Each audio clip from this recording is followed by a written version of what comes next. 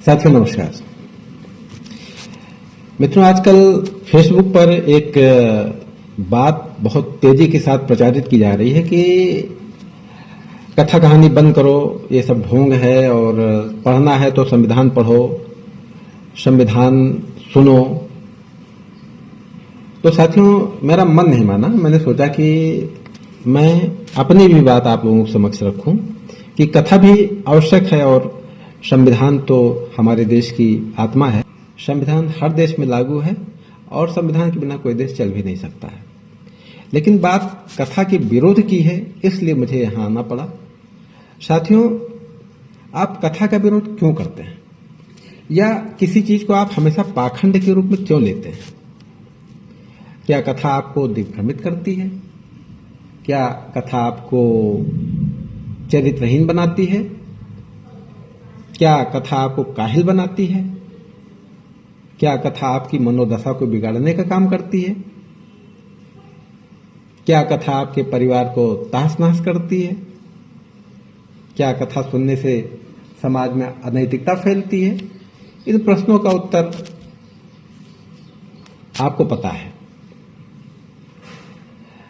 मित्रों, कथा किसी से भी सुने, कथा सुनाने वाला अच्छा होना चाहिए। उसके अंदर लंपटपन नहीं होना चाहिए। ऐसे ऐसे करके जो इशारे करते हैं, तू चीज बड़ी है, मस्त मस्त बोलते हैं, कथा में जो गाते हैं ना, ऐसे लोग कथा नहीं सुना सकते। कथावाचक ऐसा हो जिसको हम सुने तो हम मंत्र मुग्ध हो जाएं, वो अपनी बातों से हमको बांधे रखे, उसके अंदर वो कला हो और वो इस तरीके से हमको अपनी कथा सुनाए कि हम मजबूर हो जाएं सोचने के लिए। कथा वही व्यक्ति सुना सकता है जो शास्त्रों का ज्ञाता हो, बुद्धिजीवी हो, उच्च मानसिकता का हो, वो लोगों को अपनी बात समझाने में समर्थ हो जाए। ऐसा व्यक्ति कथा कहने के योग्य है। वास्तव में जब हम कथा की बात करते हैं तो हमारे सामने दो ही महापुरुष आते हैं जिनको हम भगवान के रूप में पूजते हैं। भगवान श्री कृष्ण, कर्मयोग की शिक्षा देने वाले, और मर्यादा पुरुषोत्तम श्री राम। एक बात बताइए मित्रों, क्या उस कथा में जब हम श्रीमद् भागवत कथा सुनते हैं तो क्या कोई ऐसा उसमें आपको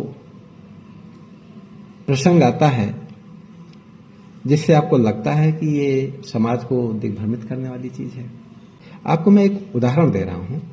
भगवान श्री कृष्ण के बारे में लोग कहते हैं कि वो रास लीला करते थे, और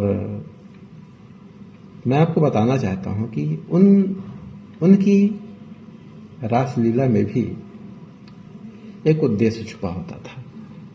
आप लोगों ने बहुत बार ये प्रसंग सुना होगा कि जब गोपियां कहीं तालाब में निर्वस्त्र होकर के स्नान कर रहे थे तो उन्होंने उनके वस्त्र चुरा लिए थे, है ना? तो उसको लोग बड़े इजी वे में कह देते हैं कि वो इस तरीके से करते थे। उसके पीछे का भाव आपने नहीं समझा। वो समझाना क्या चाहते हैं? क्योंकि वो उदार चरित्र थे, जल्दी से उनको क्रोध नहीं आता था, हमेशा मुस्कुराने वाले व्यक्तित्व थे वो। महाभारत के युद्ध में भी हमेशा मुस्कुराते ही रहे। एक बार दो बार को छोड़ करके उन्होंने महाभारत में भी क्रोध नहीं किया। गोपियों के बारे में कहा जाता है कि जब स्नान कर रही थी तो उन्होंने उनके वस्त्र को चुरा करके दूसरी जगह रख दिया था। उसका उद्देश्य ये था, वो कहना ये चाहते थे, हे गोपियों, सार्वजनिक स्थल पे इस तरीके से निर्वस्त्र होकर के स्नान करना बिल्कुल उचित नहीं माना जाता है। और जब उनको ये झटका लगा कि मेरे तो कपड़े है ही नहीं, गायब हैं, अब मैं कैसे जाऊं, घर कैसे जाऊं, वो उनके लिए बहुत बड़ी सीख थी।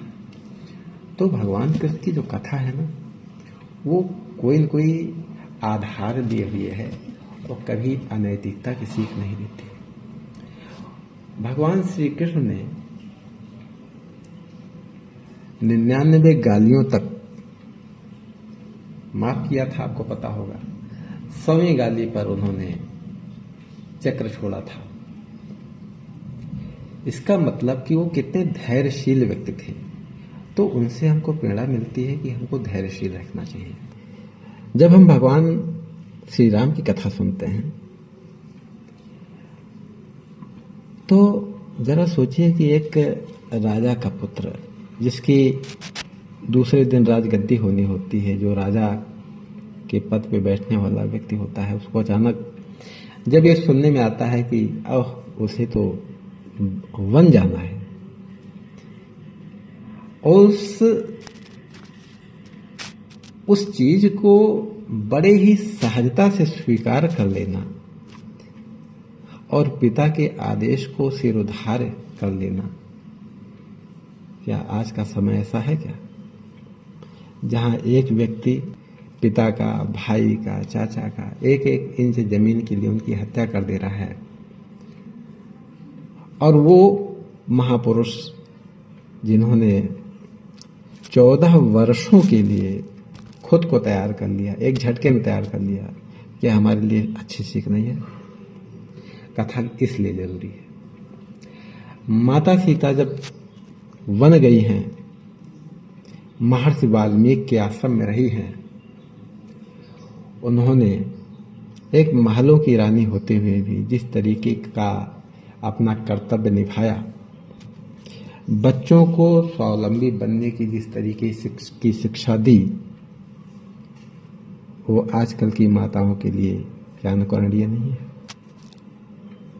भगवान राम वन वन भटक रहे थे।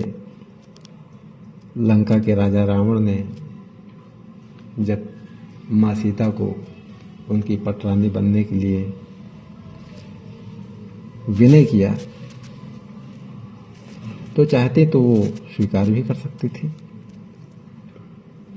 आजकल के माहौल में जिस तरीके से धन के पीछे सारे लोग भाग रहे हैं, वो तो लंका सोने की थी। त्रिलोकी विजयी रावण चाहती तो स्वीकार कर सकती थी। कथा इसलिए जरूरी है। भरत जैसा भाई जिसने राज्य पाने के बाद भी उस राज्य को कभी स्वीकार नहीं किया, अयोध्या से दूर भरत कुंड जाकर के पर्ण कुटीर में अपने आप को जमीन पर बिस्तर बिछा करके लोगों की समस्याएं सुनते थे और जमीन पर ही लेटते थे। क्यों लेटते थे? इसलिए कि शायद उनके भाई जंगल में जमीन पे लेटते होंगे। लक्ष्मण जैसे भाई जो हमेशा माता सीता और भैया राम के लिए अपनी 14 साल की नींद उन्होंने कुर्बान की, क्या ऐसा हो सकता है क्या? कथा इसलिए जरूरी है। निषाद राज जैसा मित्र, और भगवान राम ने निषाद राज को इतना प्रेम से गले से लगाया। प्रभु जिसको गले से लगा ले उसका तो जीवन धन्य हो जाए ना। मित्रता की परिभाषा कोई कर्ण से सीखे, कोई निषाद राज से सीखे। कथा इसलिए जरूरी है। साथियों, आप लोगों ने महाभारत की कथा सुनी होगी। भगवान परशुराम ने जब युद्ध ना करने का स्वयं का निर्णय ले लिया तो जो उनकी जिम्मेदारी थी वो किसी न किसी को तो देनी थी ना। सुदर्शन चक्र आखिर भगवान परशुराम के पास था। फिर उन्हें द्वापर युग में उस वक्त एक से एक महारथी थे, एक से एक योद्धा थे। कर्ण थे, महाबली कर्ण, भीष्म पितामह थे, अश्वत्थामा थे, द्रोणाचार्य थे।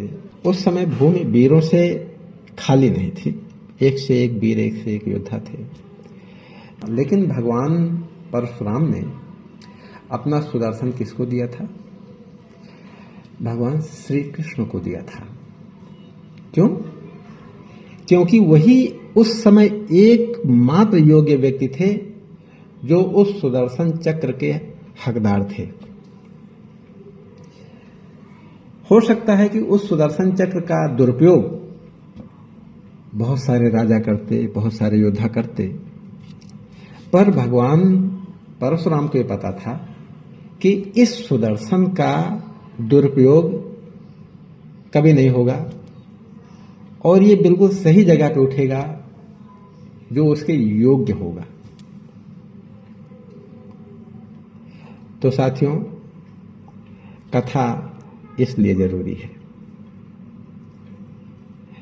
संविधान हमारा है, हम संविधान में अधिकारों की बात करते हैं, संविधान में हम अपने कर्तव्यों की बात भी तो कर लें। संविधान हमको अधिकार देता है तो हमें कर्तव्य के मार्ग पे भी चलने का निर्देश देता है। ऐसा तो है नहीं कि हमको संरक्षण देता रहे और हम चाहे जितना दुराचार करते रहें। कथा इसलिए जरूरी है ताकि हम बुद्धिमान बने और अपने संविधान को भी समझें और दोनों चीजें हमारी साथ साथ चलती रहें। तो मित्रों, इसको किसी इस रूप में मत लीजिए कि कौन कथा सुना रहा है। कथा में पाखंड नहीं होता। कथा हमेशा आपके व्यक्तित्व को निखारने का काम करती है, आपके परिवार को, आपके समाज को, आपके राष्ट्र को जोड़ने का काम करती है। जिस दिन आप सत्संग में बैठना शुरू कर देंगे, आपका व्यक्तित्व खुद ही ऊपर पहुंचता चला जाएगा। ये जो रील बना बना के लोग डांस करते हैं ना, नाचते हैं ना, गंदी गंदी फिल्में बनाते हैं और अपने आप को फूहड़पन की हद में झोंक दे रहे हैं, काश ये भी उन संस्कारी लोगों के बीच में बैठते तो इस तरीके की रील ना बनाते। बहुत दुर्दशा है, बहुत ही ज़्यादा दुर्दशा है। इसलिए कथा सुनने की जरूरत है। जरा सोचिए, हम लोग ध्रुव, नचिकेता, प्रहलाद, ऐसे बच्चों की कहानियां हम क्यों सुनते थे? ताकि हमारा नैतिक विकास हो ना। और बाल मन पर जो प्रभाव पड़ता है वो आजीवन उसकी छाप पड़ जाती है। इसलिए कहानी जरूरी है, कथा जरूरी है। आप ज्यादा नहीं, 1 महीने शराबियों के बीच, गजेड़ियों के बीच, भंगेड़ियों के बीच, लफंगों के बीच, लंपटों के बीच बैठ जाइए, उनसे वार्ता करना शुरू कर दीजिए। मैं दावे के साथ कहता हूं कि आपके जीवन में बहुत सारी ऐसी दुर्घटनाएं होने लगेंगी जिसकी आप कल्पना भी नहीं करेंगे। लेकिन 1 महीने अगर आप भागवत कथा सुन लीजिए, श्री राम कथा सुन लीजिए, आपका जीवन बदल जाएगा। साथियों, कथा इसलिए जरूरी है, संविधान भी जरूरी है और कथा भी जरूरी है। किसी का विरोध सिर्फ विरोध के लिए मत करिए साथियों। बातों को समझेंगे तो बात समझ में आएगी, सिर्फ विरोध पे अड़े रहेंगे तो बात कभी नहीं समझ में आएगी। आप लोगों ने मेरी बात को इतनी देर से बड़े ध्यान से सुना। आप सभी को एक बार फिर से बहुत बहुत धन्यवाद। नमस्कार।